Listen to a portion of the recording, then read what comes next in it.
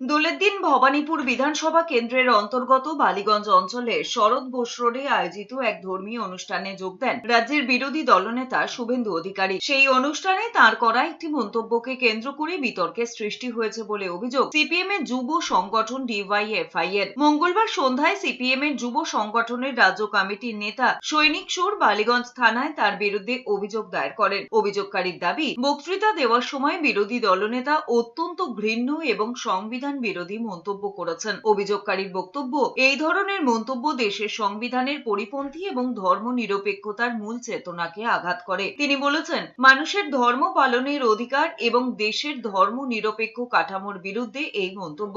সংবিধান লঙ্ঘনের মতো অপরাধ বরদাস্ত করা হবে না। দেশের সম্প্রীতি এবং ঐতিহ্য রক্ষা করতে হবে। উনি বলেন, নাস্তিকতা, ধর্মনিরপেক্ষতা চলবে না, হিন্দুস্থান, হিন্দুদের রাজত্ব চলবে। এই মন্তব্য সম্পূর্ণভাবে আমাদের দেশের সংবিধান বিরোধী।